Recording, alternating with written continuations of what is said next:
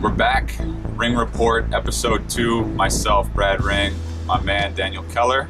Thanks for tuning in for episode 1. We thought it went well, but we got some room for improvement. So here we are with episode 2.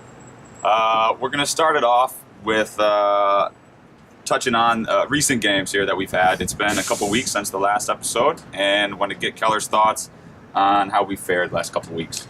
Yeah, so going back to the Jacksonville game at home a few weeks ago, obviously it wasn't the result that we were hoping for. We ended up losing the game 3-2. Some things obviously we have to work on, cleaning it up in the back, communicating, but there were a few silver linings we took away from that game that David Goldsmith got on the score sheet again. We were able to fight back, even playing down a man in the last, I think it was 20 minutes, getting 2 goals from Goldie and Ben Spees. So just kind of showing that resiliency of getting to fight back. I think if the game would have gone maybe 5 more minutes, we probably would have equalized. Then following that game, we had San Francisco. And once again, didn't go our way. A few things obviously we need to clean up, but we're working to improve those areas. But anything you'd like to add? We can climb the tables quick, but obviously it's on us to get the work done and pick up the points when they're available. For sure. And for us, to segment into something different, one of the most rewarding things that we get to do as professional soccer players is interact with the fans. And a few weeks ago, we had a really cool event. It was a season ticket holder event where we got to see a lot of familiar faces, a lot of you guys that come out to watch us play every game, and a lot of new faces as well. You want to touch on that event and what it's meant for us? Yeah, I think it's a good event that the front office puts on right here at the mic. We get to set up a bunch of different stations on the field, meet a bunch of fans on a personal level, as opposed to just kind of waving at them and clapping for them and them clapping for us during games. It's cool to be able to talk to them one-on-one, get to know their story a little bit, get to know how they became a season ticket holder, what they like about games, and areas we could improve and everything. So it's a great event. It's also cool. They got some nice food and drinks on hand. There's Donato's had the pizza for us, which was delicious. There was some beer there as well, which was kind of cool because not many people get to enjoy a beer on the field. And anything you want to add about that one? Yeah, I'd like to give a shout out to a few people. I think we saw 4 or 5 Daniel Keller jerseys out there. It was the top jersey. That's definitely for sure. The top jersey. I thought Don Smart was the fan favorite. Looks like the tide has turned a little bit. So hats off to all you guys who supported me out there. You provided all of them the jersey though. Does that count? All right, moving on to our next subject.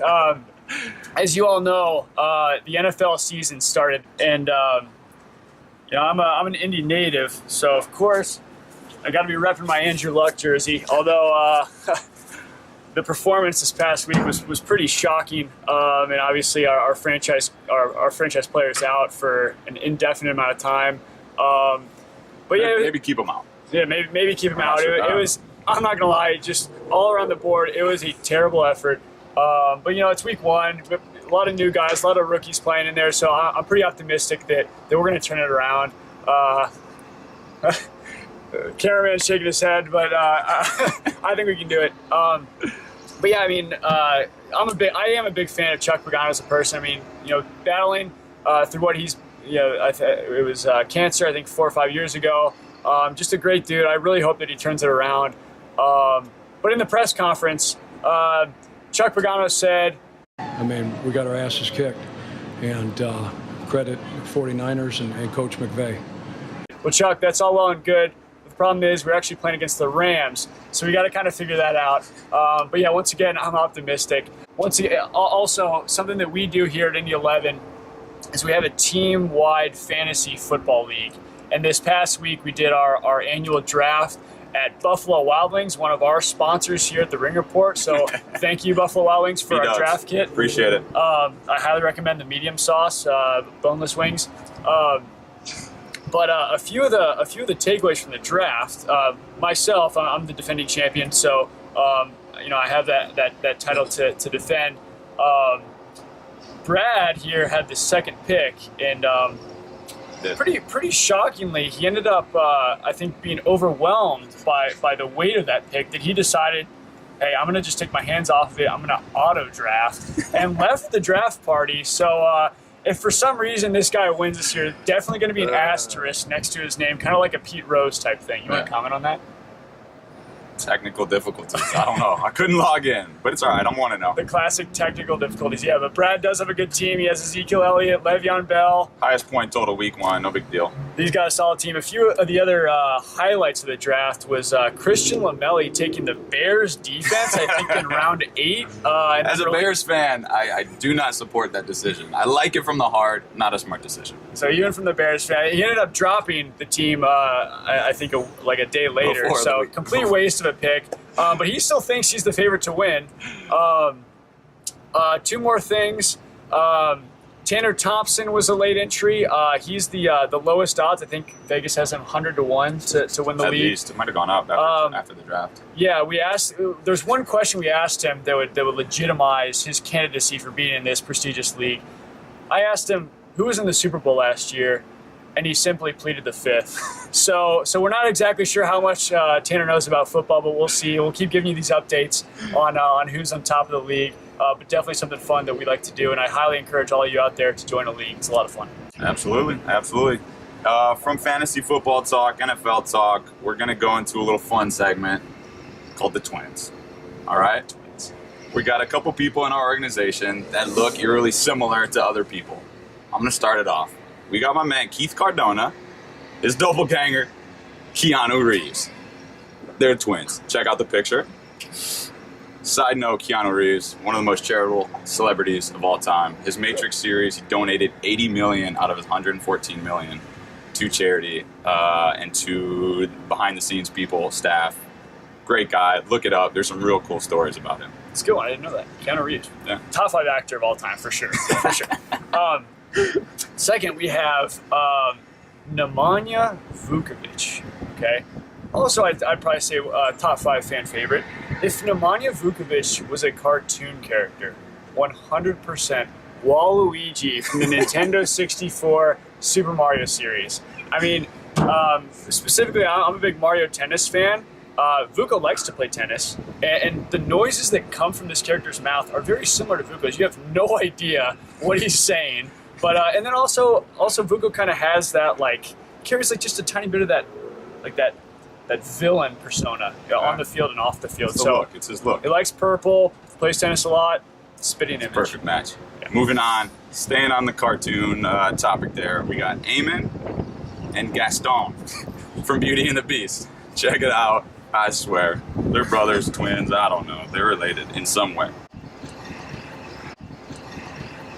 Next we have Brian Gerlach, our team trainer. Somebody from a technical position where you really need to know your stuff. It's really important that you have, your understudy possess a lot of those traits, a lot of that knowledge. But it's definitely not a requirement that the person has to look exactly like you. Take a look at the images. Brian lately he's been growing out this beard, and he says he just wants to try a new look, but it's definitely to differentiate himself from his new worker Dan, who's great guy. Great guy. Graduate student at Franklin University here in town.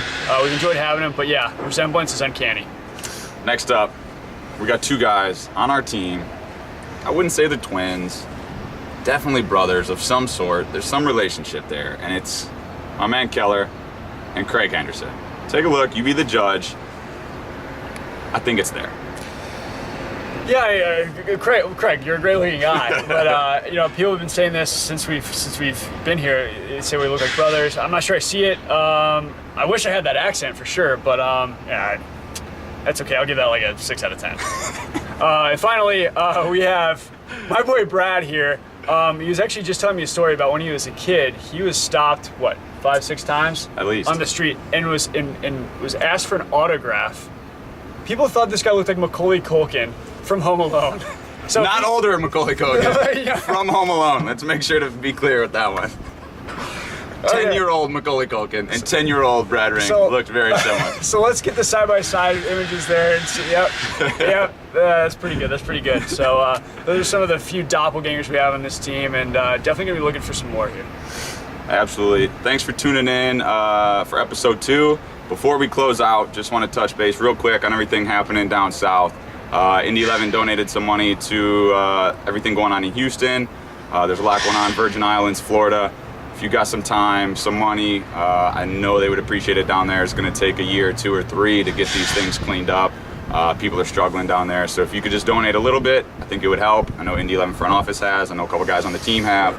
So be generous, donate a little bit of money, and help them out. All right, that's it. Episode 2. Thanks for tuning in. Until next time, we'll see you.